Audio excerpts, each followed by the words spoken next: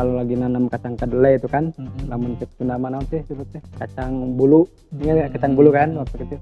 Pas ada wartawan mau wawancara itu, Maham sih Pak Asep, Kang Asep mau wawancara nih, maaf saya sekarang giliran ngambil susu.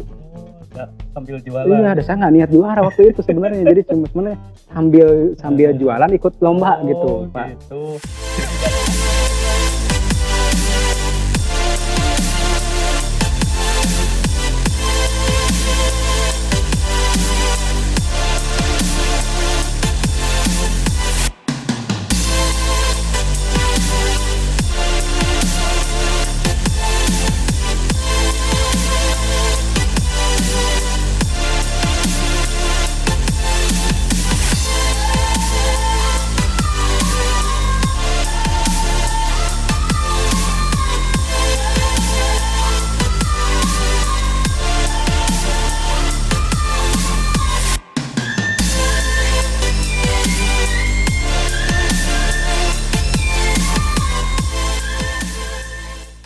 Assalamualaikum warahmatullahi wabarakatuh. Ketemu lagi dengan saya Pak Mate dalam acara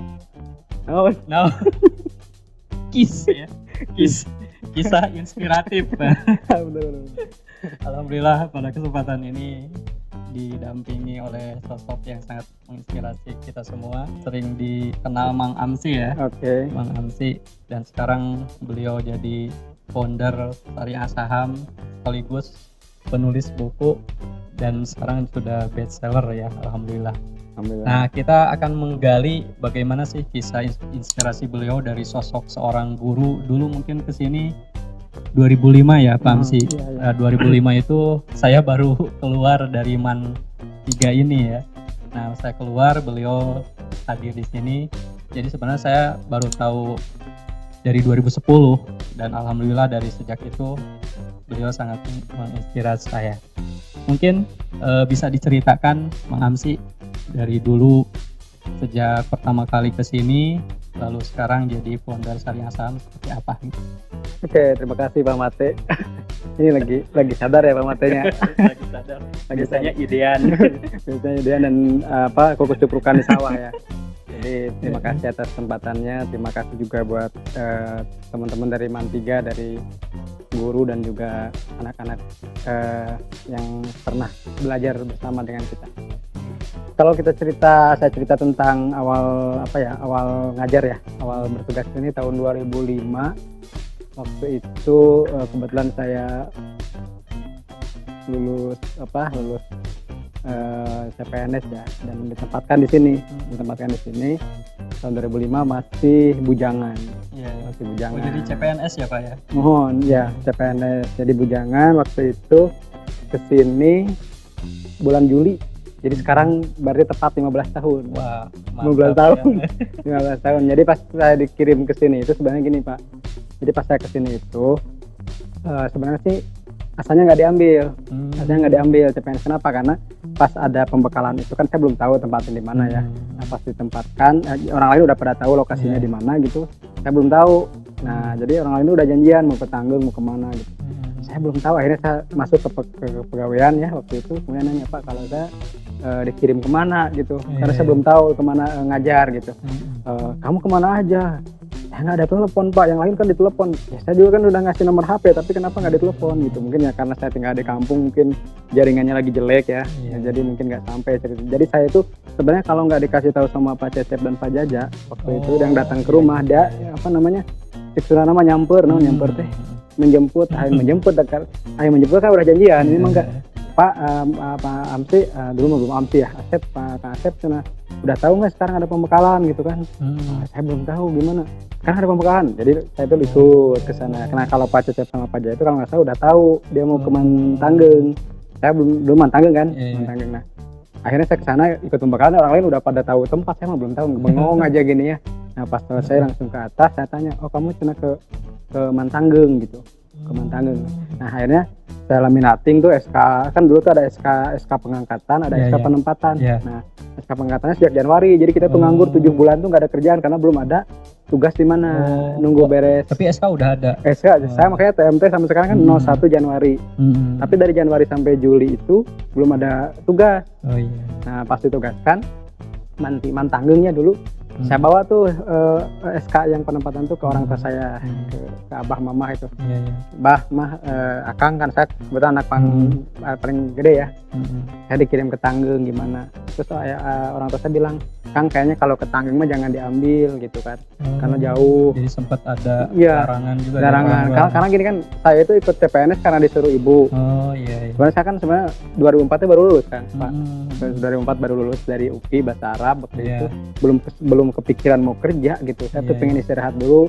Kebetulan waktu itu saya udah ada yang nawarin jadi editor di penerbit gitu. Jadi kalau sekarang kita bikin buku tuh cita-cita yang tertunda sebenarnya. Jadi pas itu, tapi karena ibu Kang wayahna pulang ke Cianjur ada tes CPNS, formasi guru bahasa Arabnya ada dan itu jarang katanya gitu. Jarang-jarang ada guru bahasa Arab. Akang kan baru lulus, saya belum dapat ijazah, Pak. Jadi pas saya ngelamar jadi CPNS itu belum ada ijazah. Saya pakai surat tanda lulus. Nah, setelah singkat cerita tadi ya sudah lulus Desember 2014 pengumumannya waktu tsunami Aceh. Jadi saya ingat kalau tsunami Aceh itu ingat tanggal kelulusan.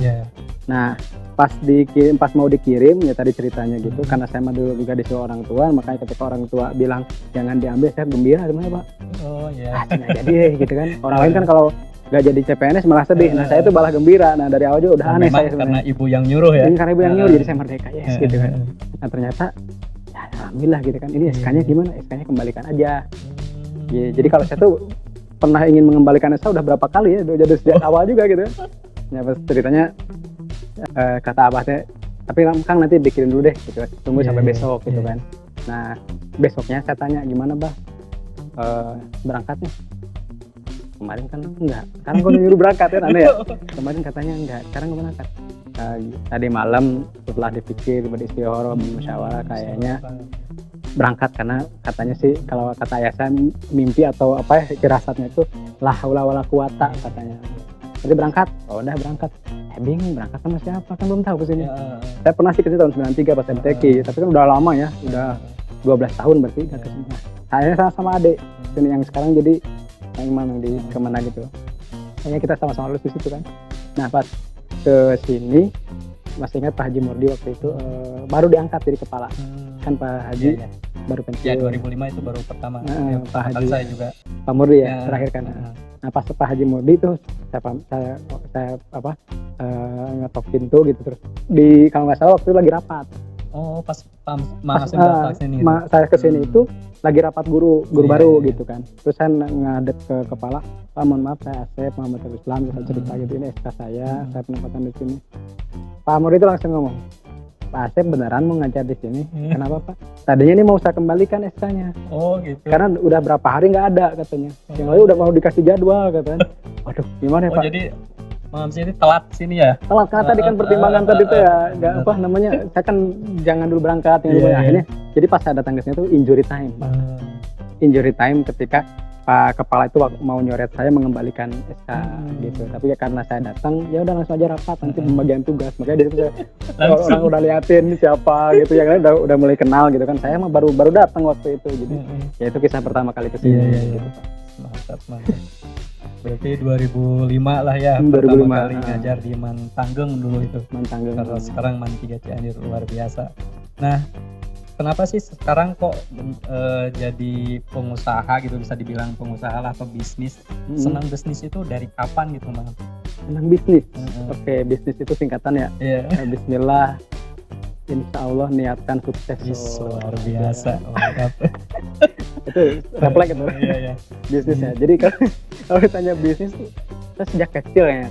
Jadi sejak kecil kan saya tuh ayah ibu itu suka berkebun ya, meskipun ya, ayah ibu saya juga guru sama. Tapi mungkin bibit-bibit entrepreneurship itu sudah ditanamkan dari kecil itu. Misalnya kalau lagi nanam kacang kedelai itu kan, namun mana sih sebetulnya kacang bulu, ini kacang bulu kan waktu kecil. Nah itu anak-anaknya ngajari kita tuh. Jadi saya istilahnya ayah ibu saya tuh udah ngajarin kamu jangan gengsian, kamu meskipun kamu misalnya orang tua kamu begini-begini, kamu harus tetap belajar untuk mandiri, belajar untuk merendahkan hati gitu. Kita tuh bukan siapa-siapa kok. Itu pertama belajar hasil tani, bengkoang, kacang ini, ubi jalar kayak gitulah. Pulubna naona gitu nya. Nah, kemudian setelah itu ibu dan ayah itu punya warung kecil-kecilan di dekat dapur. Jadi kalau orang bilang wah harus punya warung, enggak. Saya dulu dagang terigu, dagang minyak, dagang beras itu dari dapur. Di dapur. Gitu.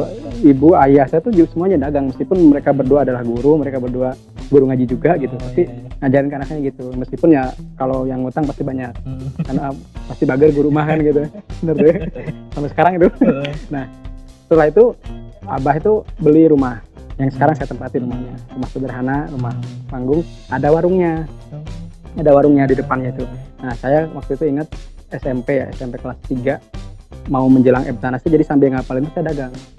Waktu itu kan belum rame TV ya, tahun 94 itu TV-nya masih hitam putih di saya juga. Dan saya tuh suka dengerin radio, kalau Persib itu bukan nonton dulu, dengerin. Mungkin ini yang jarang sekarang ya. Tapi seru ya. Tapi seru gitu, kebayangkan. Ya tegis asup. Ternyata kalau saya pernah Kang, Pak Agus, saya pernah ngebandingin radio dengan TV. Ternyata balatnya kita ditipu gitu. Ternyata belum dekat gawang, itu tuh masih jauh. Masih di tengah-tengah disebut dekat gawang gitu. Supaya, tapi itu saya melihat berarti penyiar radio ini pahalanya gede gitu. Dia memberikan kabar gembira padahal masih di tengah kene dekat gawang gitu. Jadi pikiran yang duluan gitu. Nah, saya belajar menarik mimpi gitu. Mungkin sekarang itu kayak nonton di online gitu ya. Gitu. Di HP lain belum masuk, di kita sudah. Nah gitu. Ya, lucu lah pokoknya. Nah, sambil dagang gitu, sambil ini saya ingat dagang beras ya. Saya tahu dagang beras itu batina labanya gede gitu ya. Kemudian dagang asin. Kalau asin tuh dukanya itu kalau nggak laris dalam beberapa hari itu kan busuk. Sayuran harus selesai. Di situ saya akhirnya cara-cara dagang waktu itu saya dipakai juga di saham sekarang gitu kan. Misalnya kalau sayur daripada busuk mending jual murah gitu kan. Asin kalau daripada bau gitu mending jual murah, diturunin harganya, yang penting laku aja gitu. Meskipun kita sampai impas bahkan rugi, tapi kita dapat tambalannya dari yang lain. Banyak yang suka ruganya, sampai ada yang malingin kopi ya. Jadi kopi itu di bedolan di luar gitunya. Pokoknya nah itu SMP. Nah, SMA saya juga mulai belajar misalnya dagang apa ya, SMA saya lupa nih. Kuliah juga. Kuliah itu saya waktu lomba Fahmil Quran, dan waktu itu alhamdulillah Allah nakdirkan juara nasional gitu kan. Waktu itu kebetulan pas hari ulang tahun saya tuh. Nah, pas ulang tahun saya di Besol, di Banyurannya, di Sembor ke teman-teman. Saya langsung cabut ya. Pas ada wartawan mau wawancara itu, Pak Asep, Kang Asep mau wawancara nih. Maaf saya sekarang giliran ngambil susu. Sambil jualan. Iya, saya nggak niat juara waktu itu sebenarnya. Jadi cuma sebenarnya sambil jualan ikut lomba gitu, Pak. Tempat sekolah itu susu kotak, nah yang kayak Ultramil gitu. Dulu kan belum ngerti sahamnya, kalau ngerti saham dulu mungkin belinya Ultramil ya.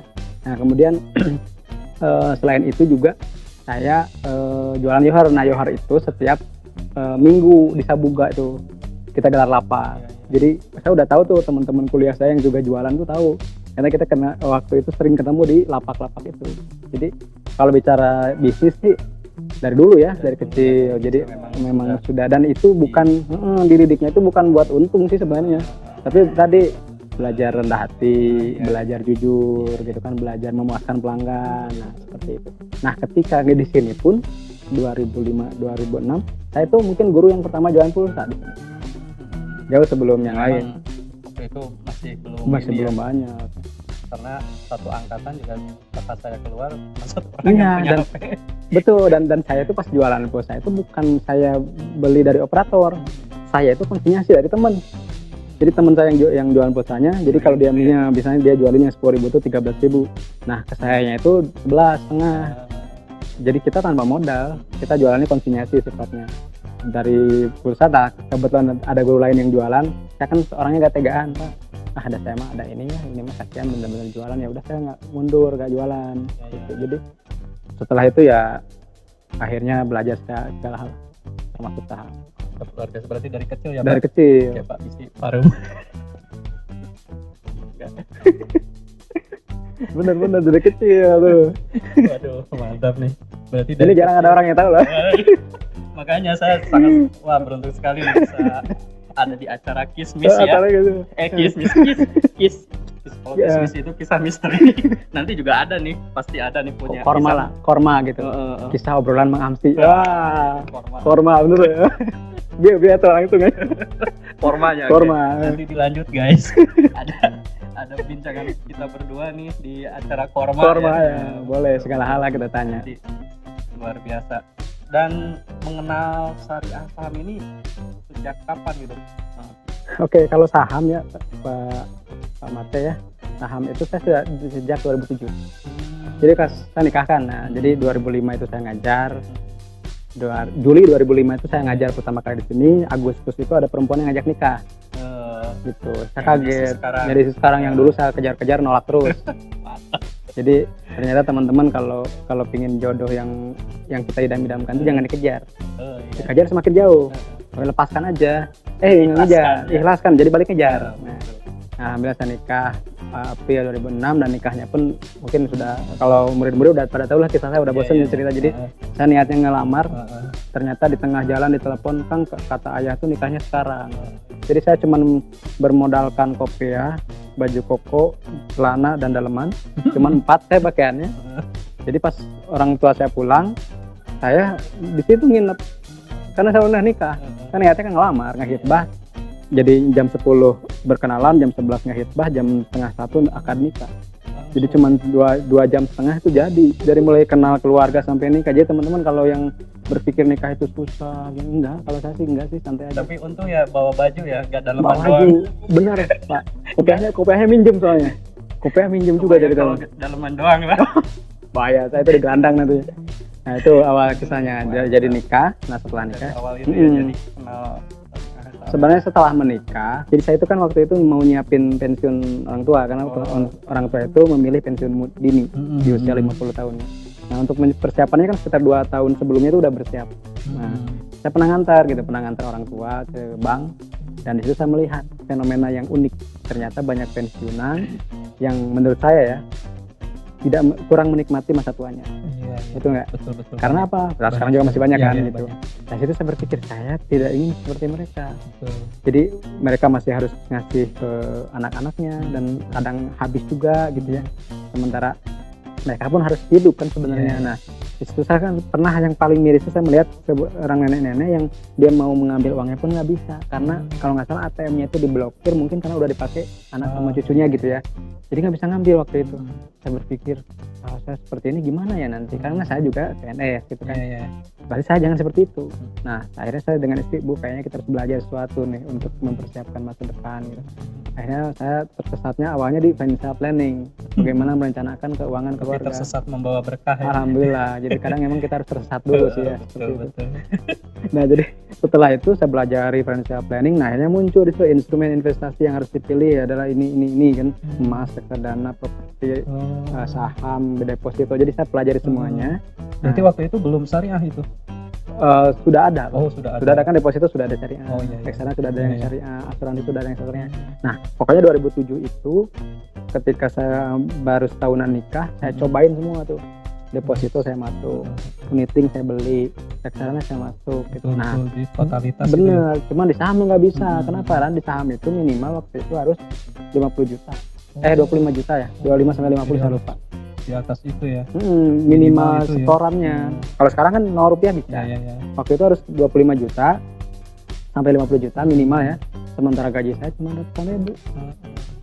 Nah kan nggak bisa ya. Nah, tapi kan saya tuh orangnya nekat dan nggak tahu malu sih sebenarnya gitu. Ada saya minjem ke mertua, minjem uangnya lumayan gede waktu itu, bisa supaya bisa deposit di saham.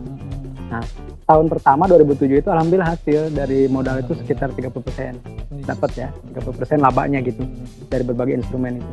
Pas tahun kedua ditawari dia sama ibu mertua almarhum tuh, Kak harusnya mau nggak ditambahin lagi gitu. Nah di situ saya tuh pergulatan batin sebenarnya sama istri tuh, diterima atau enggak. Akhirnya saya istiqoroh. Karena mungkin mertua percaya gitu ya. Ya karena lihat hasil juga kan. Terus hasil istiqorohnya sih sebenarnya kalau harus jujur ya kurang bagus. Jadi ini hasilnya kemungkinan kurang bagus. Kemudian juga saya mimpinya dimarahin waktu itu di mimpi. Terus saya ngobrol ke istri, gimana ya Bu, diambil nggak ya? Ya istiqoroh Bapak gimana? Misalnya itu kurang bagus gitu saya bilang seperti itu. Waktu itu saya baru punya anak 1 dan istri sedang hamil anak kedua, jadi tunji kan setahun ini ya, nggak sengaja sih, jadi akhirnya 2 kan setahun. Nah di masa-masa itu teh saya ambil dengan keraguan gitu, karena apa di istiqoroh itu kurang baik. Nah ternyata kan akhirnya Allah memberikan teguran, modal yang ditambah 2 kali lipat itu justru ambrol minus 85%, dan itu akhirnya menjadi tanda kutip utang yang berkepanjangan. Karena di situ saya belajar tentang keserakahan. oh ini serakah nih kan udah diingetin gitu. Kalau istri sih ngomongnya kan kita udah diingetin Pak dulu, kenapa kita ambil. Nah kalau sekarang ya itu nih risikonya seperti ini. Tapi yang saya salut dan saya respect sampai sekarang itu ya istri selalu mendukung apapun keadaan kan, meskipun saya sedang bangkrut beliau selalu mengingatkan ya tadi yang sering saya ungkap, boleh jadi apa yang membuat kita bangkrut hari ini akan menjadikan kita bangkit di masa depan. Seperti itulah. Jadi kalau saya suka menghibur teman-teman yang mohon maaf sedang di titik nadir, saya pernah mengalami itu, tapi yang bisa membalikan itu harapan. Nah itu Harapan. Jadi sekarang lagi masa krisis nih ya. Saya pernah mengalami krisis keuangan itu 2 kali, tahun 2008 dan sekarang misalnya itu kejadian yang. Tapi bedanya kalau dulu itu saya minus 85% itu sangat galau, tapi sekarang santai aja. santai. Kenapa? Tadi kita udah mulai belajar tidak serakah, kita mulai belajar menyapa, ikhlas seadanya saja. Seperti itu Pak kisahnya. Luar biasa, luar biasa. Sampai sekarang jadi penulis buku ya. Alhamdulillah. Berarti dari kisah itu Mang Amsi cantumkan dalam bentuk tulisan-tulisan yang sangat menginspirasi banyak orang itu ya. Alhamdulillah di pengantar buku itu saya cerita juga tentang kisah kebangkrutan saya itu. Jadi saya ingin meyakinkan bahwa teman-teman bahwa hidup itu seperti citato. Life is never flat. Citato kan nggak lurus. Kan keripik kentangnya bergerigi. Nah hidup itu bergelombang. Kadang kita di titik kulminasi, di titik zenit atau puncak. Kadang kita di titik nadir. Nah filosofi kehidupan seperti roda kan. Roda itu nggak bisa selamanya di atas. Mau gerak dong. Justru satu mobil kendaraan atau misalnya delman ya atau apa namanya? Sado itu namanya, sado itu nya delman lah. Rodanya itu harus berputar supaya maju. Nah, karena berputar berarti otomatis yang asalnya di atas ke bawah. Yang asalnya di bawah ke atas. Nah, yang penting itu bukan jadi hidup itu ibarat suami istri, Pak. Kadang di atas, kadang di bawah. Yang belum nikah jangan. Yang penting kan bagaimana kita menikmatinya. Bukan masalah posisinya gitu. Betul nggak? Mantap. Berarti untuk menjadi seseorang itu enggak semudah membalikkan telapak tangan ya. Ada prosesnya. Ada di kebangkrutan dulu. Karena kan sukses itu singkatan. Suka berproses. Waduh, keren. Kalau nggak suka berproses, ahli dalam singkatan nih. Amsi kan. Ahli membuat singkatan indah. Nanti kita korek-korek singkatan-singkatannya luar biasa lah. Berbahaya, luar biasa berbahaya. Di pertemuan yang akan datang. Baik, teman-teman, begitulah kisah inspirasi beliau dari mulai, ternyata beliau itu suka bisnis itu dari kecil ya. Dan mulai ke sini tanggung, tapi sosok seorang gurunya itu luar biasanya di sini. Ditakuti gitu. Ditakuti sih. Karena pernah juga kejadian. Jangan dibahas. Itu masalah lu. Siapa sih yang gak takut sama beliau? Sekarang mah orang ketawa-ketawa. Mungkin sekarang happy. Happy lah yang penting. Luar biasa. Pokoknya saksikan terus nanti di acara Korma ya. Apa Korma itu? Kisah obrolan Mang Amsi. Assalamualaikum warahmatullahi wabarakatuh. Sukses terus channelnya.